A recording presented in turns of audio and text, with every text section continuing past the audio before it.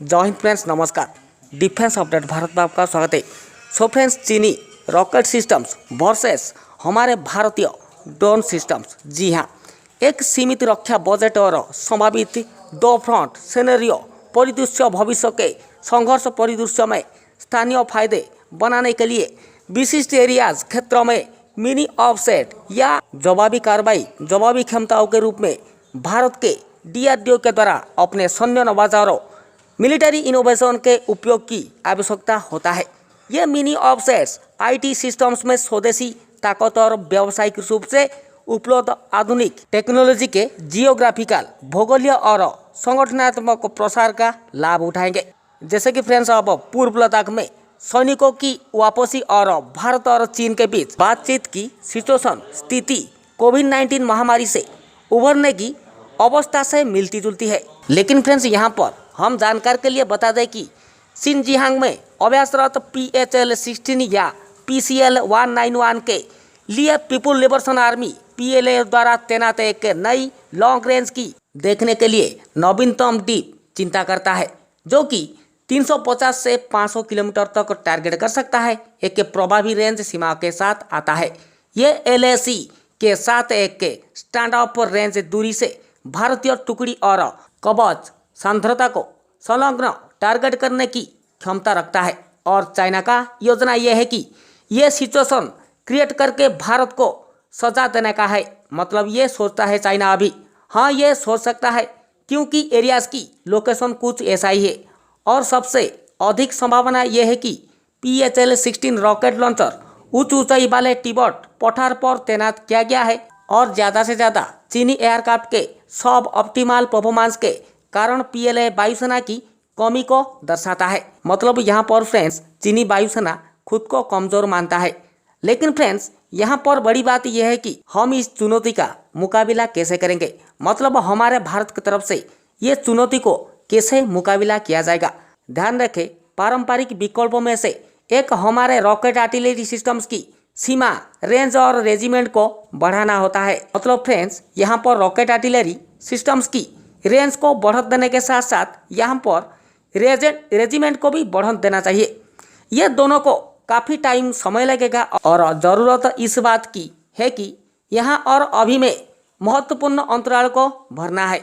यह आलोचना डिस्कस ये भी मानता है कि यह PLA अपनी तोप खाने की संपाते और उसी तरह की सिस्टम्स को भारतीय ठिकानों को लक्षित टारगेट करने के लिए आगे बढ़ाएगा और उन्हें जवाबी कार्रवाई के लिए आगे खोल देगा, जो कि हमारे भारतीय आर्म फोर्सेस के लिए मुसीबत ला सकते हैं।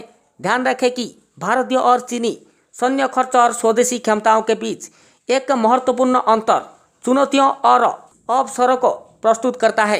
हालांकि मेक इन इंडिया और आत्मनिर्भर भारत के रक्षा विनिर्माण में निजी कंपनियों की भागीदारी पार्टनरशिप को प्रोत्साहित किया है, लेकिन हमें हड़बड़ी नहीं होना चाहिए और ध्यान रखना चाहिए कि सैन्य बलों को रातारात नहीं बनाया जा सकता है।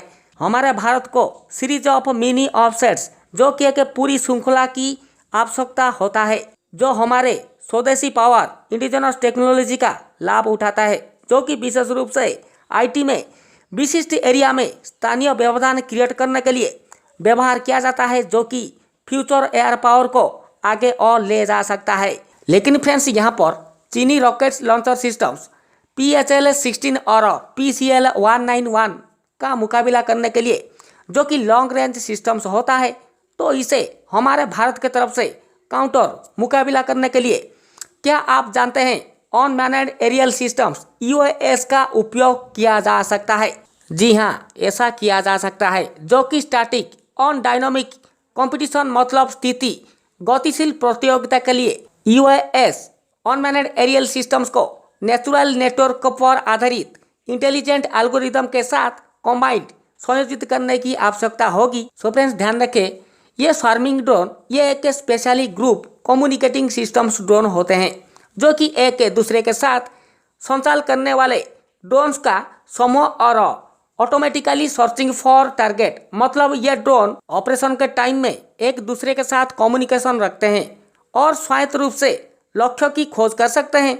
और अनमैन्ड ट्रेनिंग ड्रोन MUMT सैनिकों, मानवयुक्त लड़ाकू विमान और रोबोट यूएस की इंटीग्रेटेड टीम होता है। इसका उपयोग 3 स्पष्ट लाभ देने के लिए किया जा सकता है, जैसे गुणवत्ता में, मात्रा में परिवर्तन करना, भारी दुश्मन जीवन हानि होने के बिना जमीन आधारित सिस्टम से, मतलब फुली बिना मनुष्य के माध्यम से युद्ध किया जा सकता है। भारतीय आर्मी के द्वारा इस वर्ष जनवरी में ड्रोन की तकनीक का उपयोग करके प्रदर्शन किया गया था, जो कि अपेक्षाकृत सस्ती ड्रोन का ऑटोनोमसली सर्चिंग के कारण कम्युनिकेशन के नुकसान के डर के बिना टारगेट लक्ष्य का शिकार कर सकता है।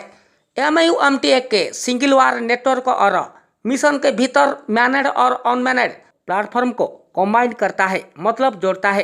एक बेजोड़ टीम बनाने के लिए यूएस के लचीलेपन के साथ मानव सरलता और जटिल विश्व समाधान को जोड़ती है। अंत में अगर फ्रेंड्स यहाँ पर चीन के साथ किसी भी भविष्य के टकराव में भारत चीन के खिलाफ यूएस अनमैनेड एरियल सिस्टम्स को स्वर्म ड्रोन और MUMT के हिस्से के रूप में इस्तेमाल किया जाना चाहिए, जो कि यहाँ पर ऑटोनोमी की काफ़ी हद तक आवश्यकता होगी, क्योंकि इलेक्ट्रोमैग्नेटिक एनवायरनमेंट अत्यधिक अपारदर्शी होगा। जी हाँ, स्वार्म वर्सेस स्वार्म सिनेरियो को कॉम्प्लेक्स एल्गोरिदम के उपयोग का आवश्यक से इनकार नहीं किया जा सकता है।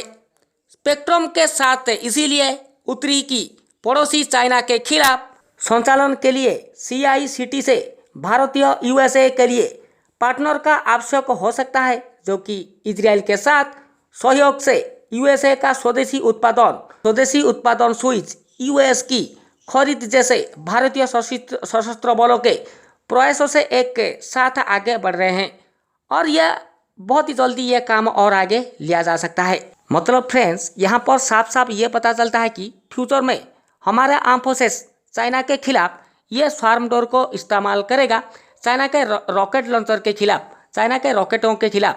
सो फ्रेंड्स, ये था लेटेस्ट अपडेट। आशा करता हूँ ये अपडेट आपको जरूर अच्छा लगा। एक बड़ा थम्स अप दीजिए, वीडियो पे कमेंट कीजिए, हमारे चैनल को सब्सक्राइब कीजिए। जय हिंद, जय भारत।